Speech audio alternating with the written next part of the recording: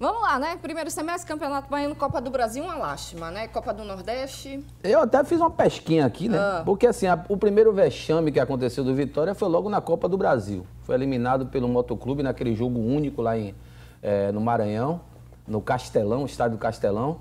Vitória podia empatar a partida e se classificar e tomou 2-0. Então foi realmente já... Ali a gente já viu, e é bom a gente ressaltar, que é para dar nome aos bois, aquela gestão ali ainda era do Ricardo Davi, né, que foi o pior presidente da história do Vitória. Se é que o Vitória teve gestão esse ano. Ele conseguiu superar o Ivan de Almeida, né? Ele supera tudo de ruim ele conseguiu superar. A gente fala das gestões, né, Gil? Mas será que o Vitória teve gestão esse ano?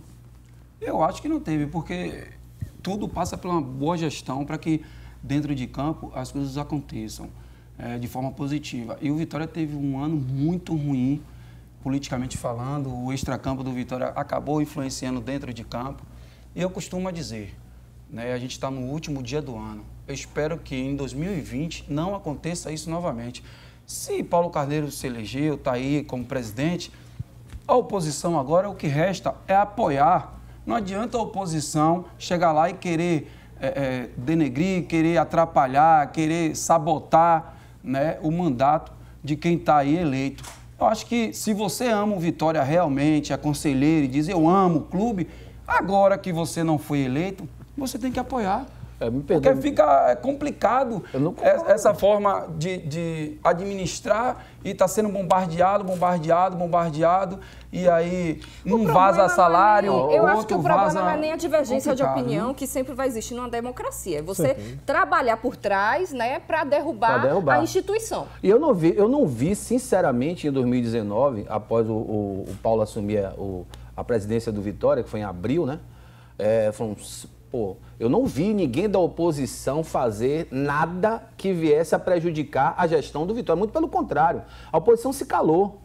Praticamente se calou. Os erros foram... Porque o grupo dele é muito forte, né?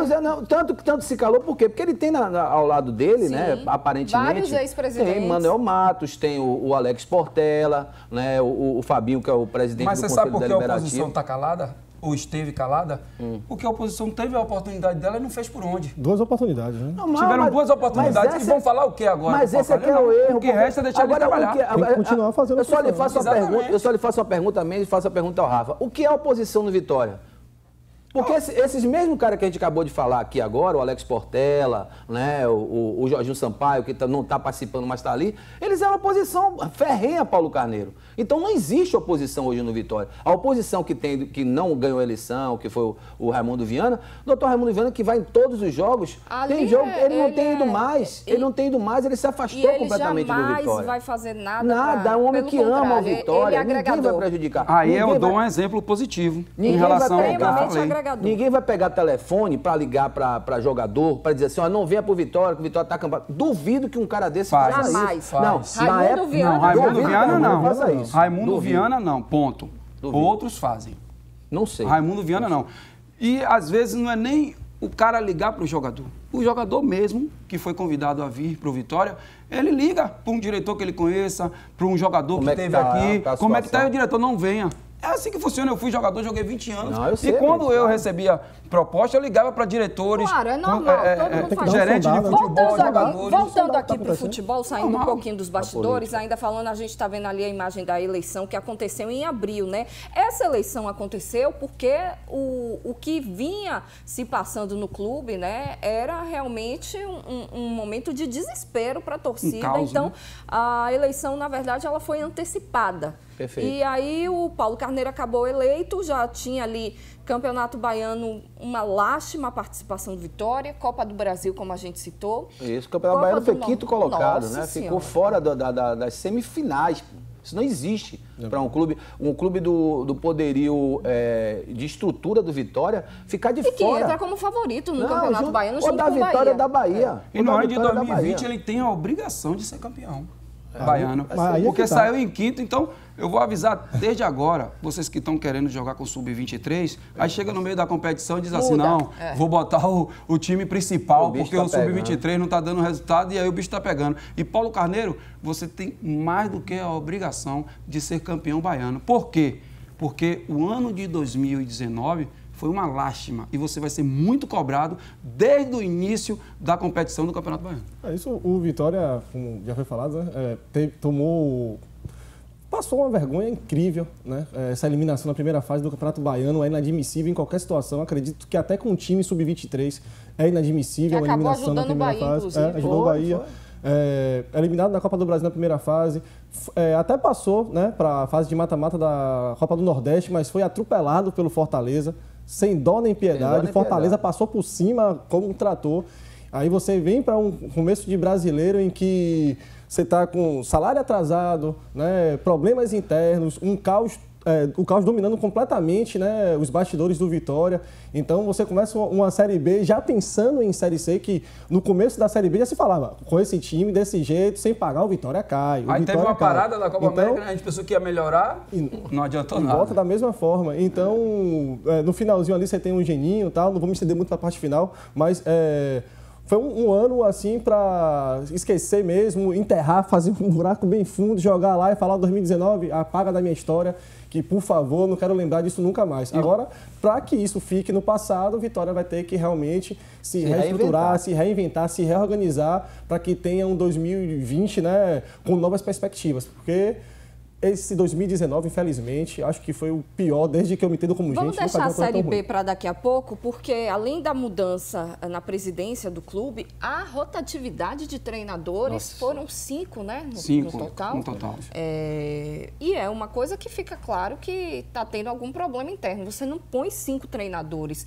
para comandar o time num único ano, né? Acho que foi um dos clubes do futebol brasileiro todo que mais mudou, se não o que mais mudou foi o Vitória. É verdade. E eu tive a oportunidade de assistir 2 entrevistas, uma de Muricy Ramalho, Ju, essa semana, e uma do Daniel Alves, que eu acabei lendo, que ele fala que, estruturalmente, se você não pegar um treinador e der a condição a ele, der tempo para ele trabalhar, o time ele não consegue se estruturar. Então, quando você muda constantemente de treinador, como mudou Vitória, passou 2 meses, trocou, passou 1 mês, trocou, perdeu 3, trocou. Tencate, é complicado. Começou com o primeiro erro já foi aí. O primeiro. O primeiro não, foi o Tencate, foi mantido. Sim, o Tencate foi mantido, que era o do Ricardo Davi. O primeiro erro foi ali, pô. Tencate é mantido por quê? Qual razão que o cara é mantido? Não tinha razão para o cara ser mantido. Um time também que caiu, né? Entendeu? Foi mantido por um time ali que é um caiu. erro já completo. E outro erro maior ainda é você ver que a culpa recai sobre o treinador, quando na realidade é um conjunto, né? O grupo do Vitória de jogadores era péssimo, não era ruim, era péssimo. Era abaixo da crítica. Então você vê, obviamente que o treinador ele pode melhorar alguma coisa, dar um certo padrão tático, né, para poder melhorar a condição técnica de alguns jogadores, mas ele não é milagreiro, ele não vai fazer milagre, ele não vai fazer um zagueiro jogar bem, não vai fazer o atacante fazer gols, não vai fazer um lateral cruzar bem a bola. Se o cara não tiver qualidade, o cara tem que ter qualidade, pô. Não tendo qualidade, vai acontecer o que aconteceu com o Vitória. Então, o que aconteceu? O Vitória foi ridículo no Campeonato Baiano, perdendo dentro de casa para o Atlético de Alagoinhas, com todo respeito ao Atlético de Alagoinhas, mas não pode perder em casa para um time menor, né? Perder para o Bahia em casa não é demérito algum, porque o Bahia hoje é bem superior ao Vitória. Você não tem nem como contestar, né? E aí a gente parte depois para uma competição do Campeonato do Nordeste, onde ele passa na primeira fase e sai de forma vergonhosa, com a goleada estrepitosa lá em Fortaleza, para o Fortaleza, que viria a ser o campeão. Né? É triste, pô, é muito triste. Foi um ano realmente para se esquecer do Vitória, porque além dos salários, né? Além da parte financeira do Vitória, que isso mexe, viu? Eu acho que você trabalhar com 3, 4 meses de salário atrasado é meio complicado. E o Vitória está terminando o ano, o último dia do ano hoje, com o salário atrasado. Então, tem que melhorar essa situação para não começar o ano de forma errada e começar tudo errado.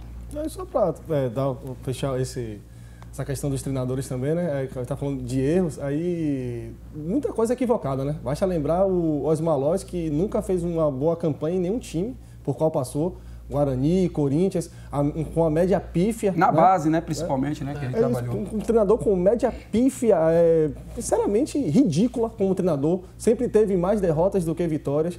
Então, um Vitória numa situação complicada, em que você precisa de um comandante, alguém que assuma a frente ali do time, com respaldo, alguém que tem história, né? Alguém que chegue lá e fale, ó, aqui quem manda sou eu, a gente vai fazer de tal jeito e vai dar certo, né? Como no último momento chegou o Geninho, né? O tempo todo a gente bateu aqui na imprensa, o Vitória precisa de um treinador cascudo, precisa de um treinador com rodagem, né? E o Vitória continuou trazendo treinadores questionáveis, no mínimo questionáveis. Um desses exemplos é o Lodge, né? E a consequência disso foi grave, gravíssima, e a gente viu ao longo da temporada, né?